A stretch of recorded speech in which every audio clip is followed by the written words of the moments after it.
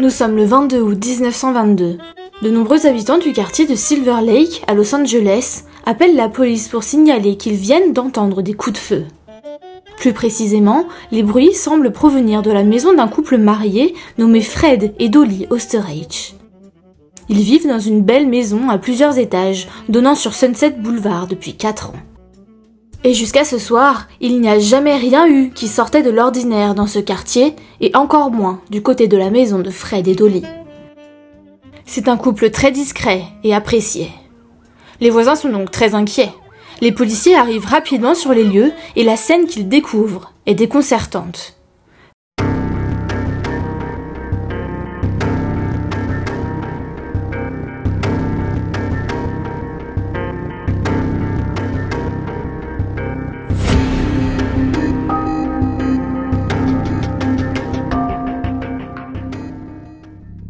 Fred, l'homme de la maison, est retrouvé mort dans le salon, gisant dans une mare de sang.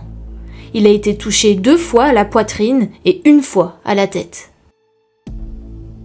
Sa femme, Dolly, est enfermée à clé dans un placard. Elle n'avait donc aucun moyen de sortir avant l'arrivée de la police. Et elle ne semble pas blessée. Les détectives la libèrent et l'interrogent immédiatement. Ils lui apprennent que son mari est décédé et lui demandent ce qu'il s'est passé. Dolly raconte. Elle se tenait devant le placard. Elle allait y accrocher son manteau de fourrure lorsqu'un homme inconnu est entré par effraction dans la maison. Elle a supposé qu'il était là pour les cambrioler, mais elle n'a pas eu l'occasion de voir ce qui s'est passé car le voleur l'a poussée dans le placard puis a verrouillé la porte. Dolly a uniquement entendu des cris, des coups de feu, des bruits de pas et la porte d'entrée claquer. Puis elle a attendu que quelqu'un vienne lui ouvrir. Bon, cette histoire de cambriolage est étrange, mais d'un côté, les enquêteurs s'aperçoivent rapidement que la montre de Fred a disparu. Il semblerait même que l'intrus lui ait enlevé de son poignet après lui avoir tiré dessus. Mais sinon, aucun de ces objets de valeur, ni ceux de Dolly, n'ont été volés. Donc, s'il s'agit d'un vol, qu'ont-ils pris? Uniquement la montre? De plus, la police est en mesure de déterminer que l'arme du crime était un pistolet de calibre 25. C'est une toute petite arme, très légère. En 1922, elle était même considérée comme une arme de femme, car petite et délicate. Il est communément admis qu'un homme utilisait extrêmement rarement ce genre de pistolet. Sans surprise, les détectives n'arrivent donc pas à croire qu'un voleur, surtout s'il est capable de commettre un meurtre, puisse utiliser une arme féminine. Dolly devient donc leur suspect principal. Mais problème, elle était enfermée dans le placard quand ils sont arrivés. Mais quand bien même, ils ne croient pas entièrement à cette histoire. Ils l'interrogent à propos de sa relation avec son mari, Fred. Ils aimeraient savoir comment ça se passe entre eux, s'il y a des sujets sensibles, des disputes. Mais Dolly répond brutalement que non. Un peu trop brutalement peut-être? Elle s'explique. Il n'y a jamais eu de dispute entre eux. Mais curieusement, le fait qu'elle soit si catégorique la rend en fait moins digne de confiance. Si sa relation avec Fred était vraiment si saine et bonne, elle ne se serait pas montrée aussi défensive à ce sujet, si? Après tout, même les couples heureux se disputent parfois. Ce n'est ni grave, ni honteux. Mais Dolly insiste sur le fait qu'ils ne se sont jamais disputés à propos de quoi que ce soit pendant toute leur vie conjugale. Et puis, il faut tout de même admettre que ce qui joue en sa faveur, c'est le fait qu'elle ait été enfermée dans le placard. Il n'y avait aucun moyen pour elle d'y entrer et de verrouiller la porte par l'intérieur. Ainsi, sans preuve réelle démontrant que Dolly ment, la police la met de côté et continue ses investigations pour retrouver le meurtrier de Fred. Malheureusement, l'enquête s'enlise immédiatement. Il n'y a pas grand-chose sur quoi s'appuyer. Dolly, de son côté, ne supporte pas de vivre dans la même maison où son mari a été assassiné. Elle préfère déménager. Elle s'installe dans une belle maison, de taille très correcte pour une femme seule, toujours à Los Angeles. Mais ne croyez pas que Dolly soit dévastée par le chagrin. Non, car en fait, elle passe à autre chose plutôt rapidement. Quelques mois plus tard, elle commence à sortir avec un avocat nommé Herman Shapiro. Ils s'apprécient beaucoup et Herman gagne très bien sa vie, ce qui rassure Dolly. Mais forcément, il travaille beaucoup et n'a pas énormément de temps à consacrer à Dolly. Et c'est un problème pour elle, car elle veut un petit ami plus attentionné. En un rien de temps, Dolly commence à tromper Herman. Et son amant est un homme d'affaires nommé Roy Klum. Il est originaire de Milwaukee, là où Dolly a vécu avant qu'elle et Fred ne déménagent à Los Angeles ensemble. Ils s'entendent bien pendant un peu moins d'1 an, mais à l'été 1923, Dolly rompt avec Roy. Et il ne le prend pas très bien. En fait, il le prend si mal que le 12 juillet, il se rend au commissariat et dit « Je dois vous parler de Dolly et du meurtre de son mari. » Leçon du jour, toujours quitter son amant gentiment, surtout si on lui a avoué un meurtre. Donc, précisément, Roy raconte que pendant que lui et Dolly étaient encore ensemble, elle lui a donné un jour un pistolet de calibre 25 et lui a demandé s'il pouvait s'en débarrasser pour elle. Elle lui a dit que cela n'avait rien à voir avec le meurtre de Fred, mais que comme elle savait que le fait de posséder une arme du même calibre que celle qui a tué son mari jouerait sûrement contre elle, elle voulait que Roy la fasse disparaître avant que la police ne la retrouve et lui pose des questions gênantes. Roy, lui, dit qu'il s'est exécuté sans poser de questions. Il a jeté l'arme dans une mare de goudron naturel de la Brea à Los Angeles en se disant qu'il n'y avait aucune chance que quelqu'un la retrouve là-bas. Et il avait en grande partie raison. Ni une ni deux, les policiers se rendent aux fosses et commencent à fouiller le terrain odorant et fumant, parsemé de flaques d'eau et de mares d'asphalte. Et ils trouvent l'arme. Mais le problème, c'est que les produits chimiques présents dans les fosses à goudron sont très corrosifs et l'arme à feu est gravement endommagée. Il n'y a aucun moyen de prouver que c'est cette arme qui a tué Fred. Aucun moyen de prouver non plus que ce que raconte Roy est vrai. Et s'il inventait tout ça pour faire du mal à Dolly? Après tout, il est peut-être vexé qu'elle l'ait largué? Sauf que cette histoire de la police qui a trouvé une arme à feu dans les fosses à goudron fait la une des journaux. Et l'un des voisins de Dolly, intrigué, ayant lui aussi une information importante à partager, se rend également au commissariat. Il leur dit que Dolly n'a pas une seule arme, mais 2, et qu'actuellement, elle essaye aussi de se débarrasser de la deuxième. Le voisin raconte que Dolly lui a donné son pistolet en lui demandant de l'enterrer dans son jardin pour elle. Et que lui aussi, tout comme Roy, s'est exécuté, sans poser de questions. Une équipe de recherche se rend donc directement chez ce voisin et creuse à l'endroit indiqué. Et bien sûr, il trouve un pistolet enterré dans un coin. Malheureusement, après tous ces mois passés dans un trou humide, celui-ci est tout aussi rouillé et abîmé que celui des fosses à goudron. Aucune expertise ne peut être faite. Je rappelle que nous sommes à la fin des années 20. À nouveau, rien ne prouve que cette arme ait quelque chose à voir avec le meurtre de Fred. Mais soyons réalistes, 2 personnes différentes se sont manifestées en disant que Dolly avait essayé de détruire des armes qui correspondent exactement à la description de l'arme du crime dans le meurtre de son mari. C'est certainement suspect. La police ne peut pas ne rien faire et les enquêteurs retournent voir Dolly. Et là, elle avoue. Oui, elle a bien essayé de se débarrasser de ses armes. Mais elle a une bonne raison. Comme elle l'a dit à Roy, elle raconte qu'elle avait très peur d'être soupçonnée uniquement car elle détenait 2 armes identiques à l'arme du crime. Alors, elle a paniqué et elle a demandé de l'aide pour les faire disparaître. C'est un peu gros pour les policiers qui décident de ne pas se faire avoir. Environ 1 an après le meurtre de son mari, Dolly est arrêtée.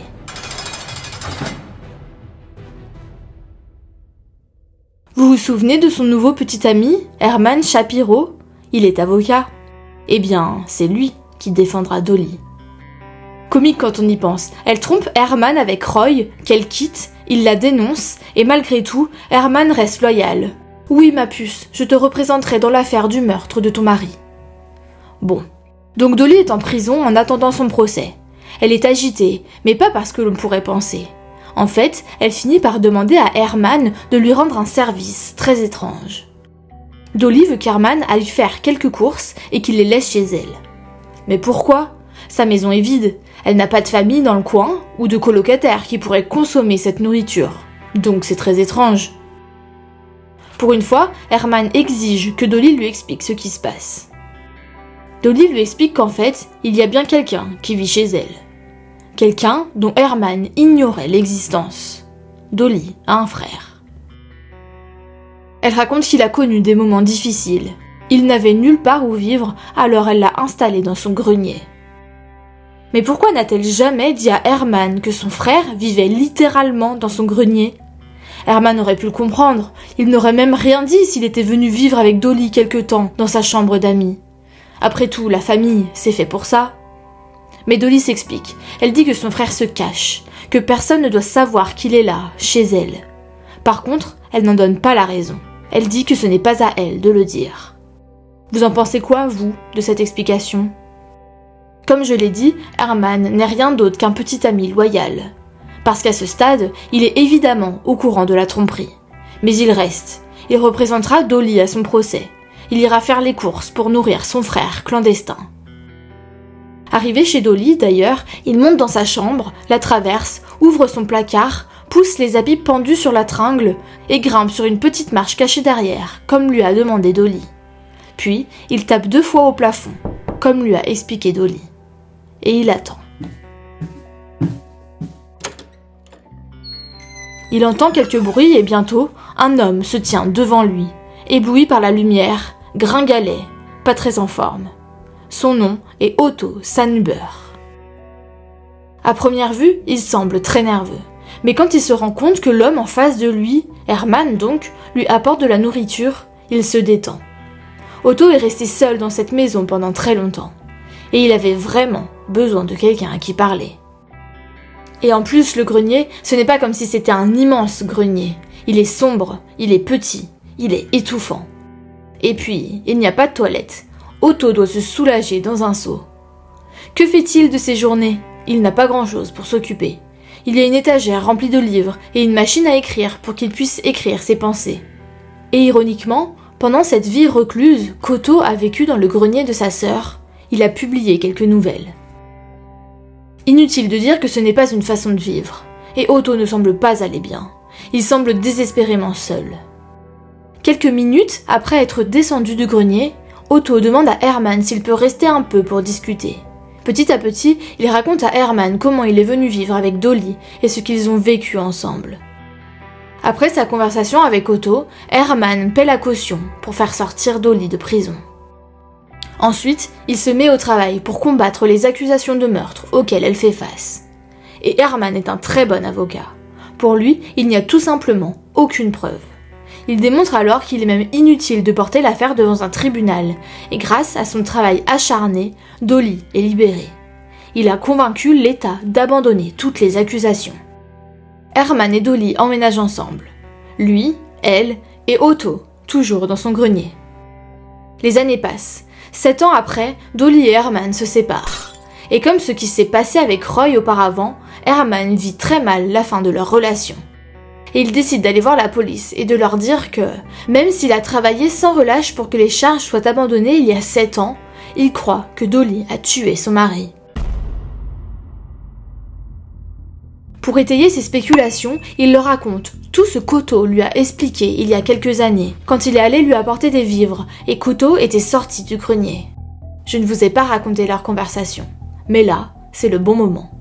Il s'avère qu'Otto n'est pas vraiment le frère de Dolly. Il travaillait comme réparateur de machines à coudre dans une des usines appartenant à son mari, Fred, avant qu'il ne meure. C'était à Milwaukee, là où ils habitaient avant de déménager à Los Angeles. À l'époque, Otto n'était qu'un adolescent. Il avait 17 ans. De temps en temps, Fred emmenait sa femme Dolly au travail. Elle était un peu plus âgée qu'Otto. Elle avait 33 ans à l'époque. Mais cela ne l'a pas empêché de développer une amourette inappropriée envers cet adolescent, Otto, qui travaillait dans cette usine. Un jour, en 1913, Dolly s'est plainte auprès de son mari, Fred, que sa machine à coudre personnelle ne fonctionnait pas correctement. Elle voulait qu'il envoie quelqu'un à la maison pour la réparer. En fait, sa machine à coudre fonctionnait parfaitement. Elle avait sans doute inventé cette histoire parce qu'elle savait que Fred demanderait à Otto de venir s'en occuper.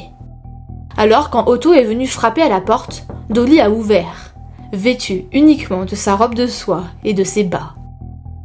Et à partir de ce jour, ils sont devenus amants. Bon, parlons un peu de Dolly. Née Walburga-Korschel en 1880 de parents immigrés allemands, elle a grandi dans la région de Milwaukee, dans le Wisconsin, au sein d'une communauté d'immigrés allemands. À l'âge de 12 ans, Walburga, dite Dolly, a trouvé du travail dans l'usine textile de Fred Oesterreich, un autre immigrant allemand qui avait réussi et embauchait fréquemment des personnes de sa communauté dans ses usines. Dolly était de toute évidence une fille séduisante et charismatique. Elle avait beaucoup d'amis parmi les travailleurs. Rapidement, elle a attiré l'attention de Fred, et les deux se sont mariés quand elle a eu 17 ans. En tant qu'épouse de Fred, Dolly est restée populaire parmi les travailleurs, résolvant souvent pacifiquement les conflits de travail en agissant comme intermédiaire auprès de Fred, plus distant et antipathique. Le couple allait bien pendant un temps, mais leur mariage a pris une tournure sombre lorsque leur seul et unique enfant est décédé subitement. C'était un coup dur que Dolly et Fred ont tous deux eu du mal à surmonter. Dolly était malheureuse, et avoir un amant était en quelque sorte sa façon de s'en prendre à Fred. Mais elle ne voulait pas se faire prendre, alors elle et Otto se rencontraient dans des hôtels où personne ne les connaissait. Mais il faut bien avouer que ce n'était pas très pratique, et surtout, c'était cher. Mais Dolly avait une solution.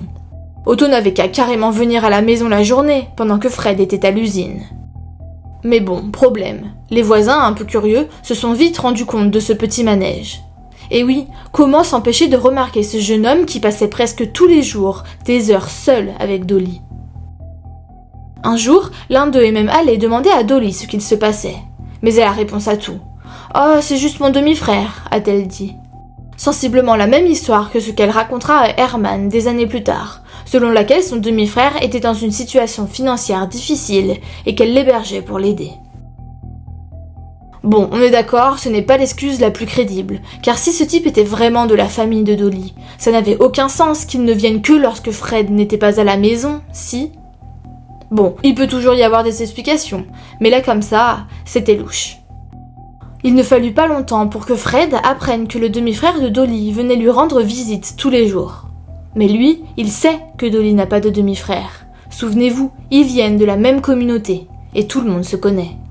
Alors il a confronté Dolly, et cette dernière lui a avoué qu'elle avait une liaison. On ne sait pas si elle a dit à Fred avec qui et où, si cela a eu des implications professionnelles sur Otto. Quoi qu'il en soit, elle a promis de rompre avec son amant, et Fred l'a cru. Il a accepté de rester avec sa femme et d'essayer de réparer leur mariage. Mais presque immédiatement, Dolly a rompu sa promesse.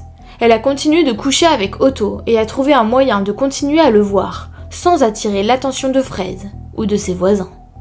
Dolly a dit à Otto, 17 ans, de quitter son travail et d'emménager dans son grenier. Et c'est ce qu'il a fait. Elle s'est occupée de tout, de sa nourriture, de ses affaires de toilette, de ses activités, de tout.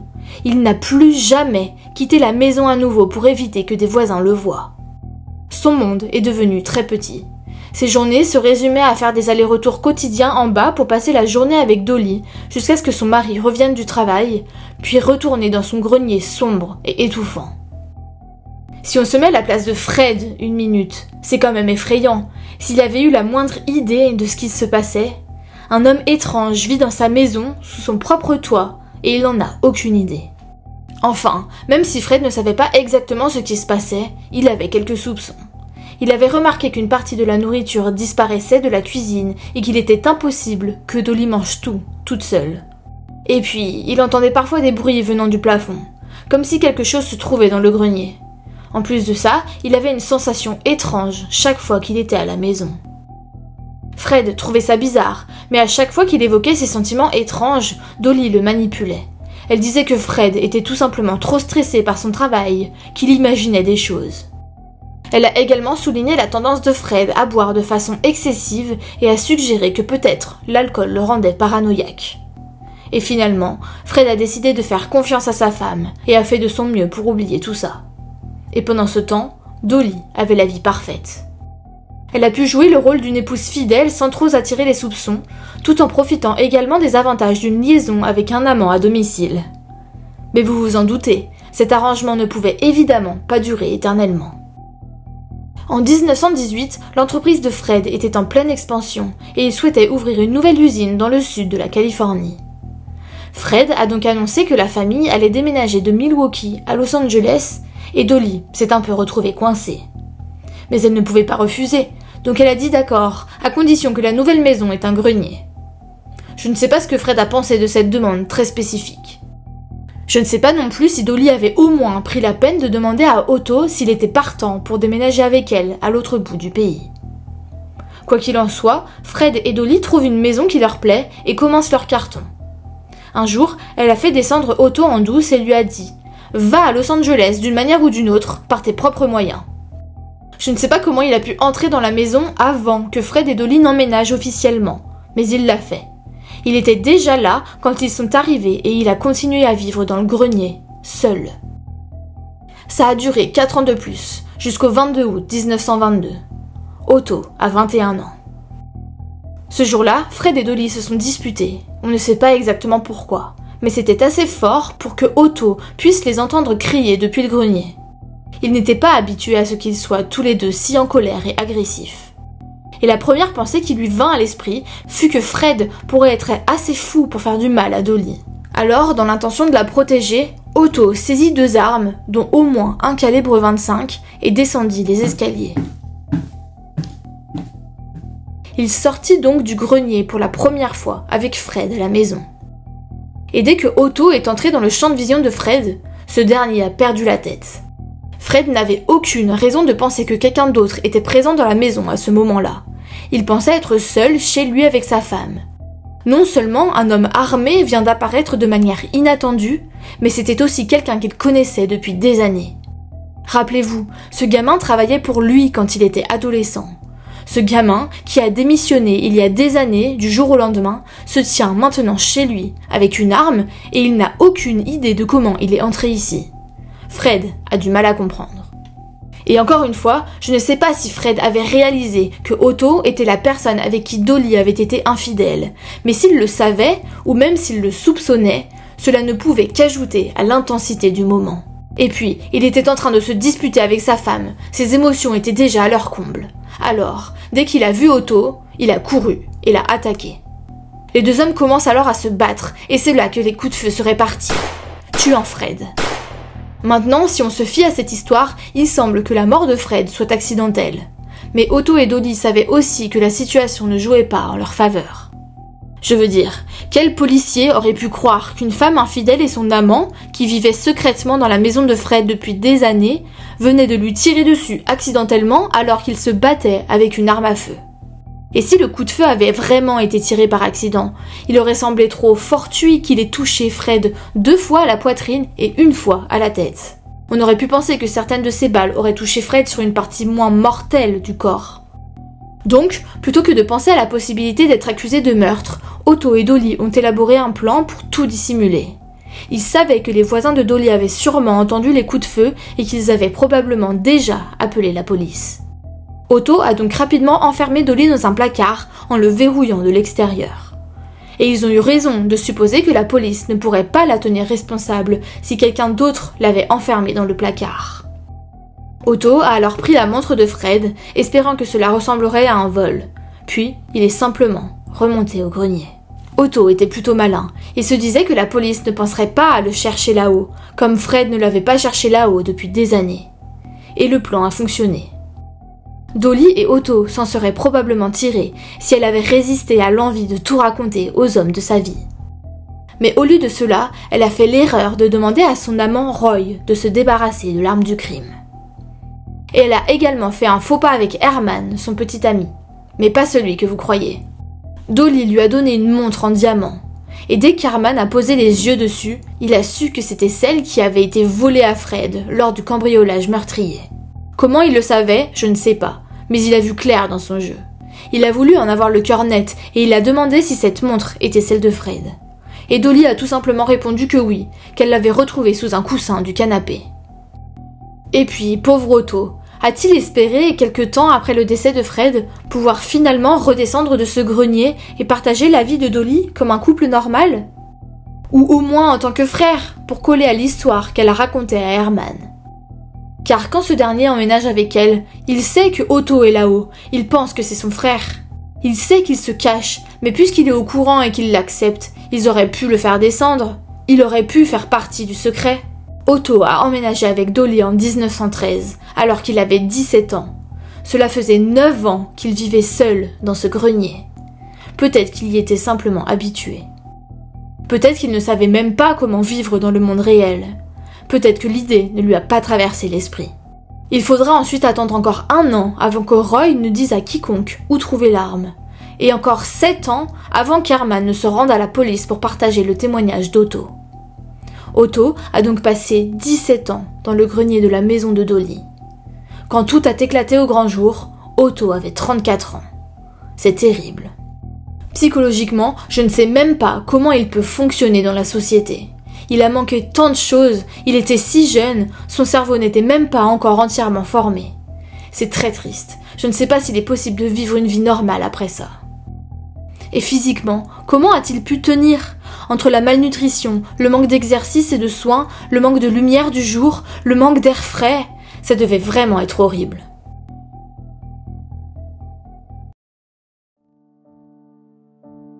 Bon, nous en revenons là où nous en étions, Herman au commissariat. Il remet la montre à la police en leur expliquant qu'il pense que Dolly a tué son mari et continue à déblatérer sur ce qu'il sait à propos de Dolly et de son amant. Et c'est difficile à croire, mais cela correspond parfaitement à toutes les preuves.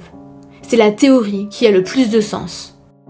Les détectives essayent donc de se rendre chez Dolly pour vérifier ce témoignage par eux-mêmes. Ils montent au grenier et tombent sur Otto. Otto était toujours là-haut, comme Herman l'a décrit. Et quand ils l'ont mis en garde à vue, il a tout de suite avoué. Il a dit « Ouais, j'ai tué Fred ». Et son histoire était assez similaire à celle qu'Herman a racontée à la police plus tôt. Otto raconte qu'il a entendu Dolly et Fred se disputer cette nuit-là. Il avait peur pour sa sécurité. Il est donc descendu et a tiré sur Fred pour la protéger. Donc, l'homicide était intentionnel. Otto déclare ouvertement qu'il a tué Fred pour protéger Dolly. Et Dolly dit la même chose. Ces aveux suffisent à la police pour inculper Otto et Dolly de la mort de Fred. Mais avant que leur audience au tribunal n'arrive, ils finissent tous les deux par revenir sur leurs aveux. Et ils recommencent à dire que non, c'était bien un accident. À ce stade, il n'y a aucune preuve concrète qu'ils aient blessé Fred intentionnellement. Franchement, sans les aveux d'Otto et de Dolly, il n'y avait toujours aucun moyen de les lier définitivement à cet homicide. La police ne peut que poursuivre Otto pour homicide involontaire. Pour eux, il a créé une situation dangereuse en vivant secrètement dans la maison de Fred et en emportant l'arme avec lui dans la bagarre. Lors du procès, petit Otto s'affirme finalement et rejette enfin la faute sur Dolly. Il dit qu'il était lui aussi une victime de Dolly, tout comme Fred. Ce qui peut s'entendre. Mais les jurés n'ont pas trouvé cet argument convaincant. Ils ont déclaré Otto coupable d'homicide involontaire.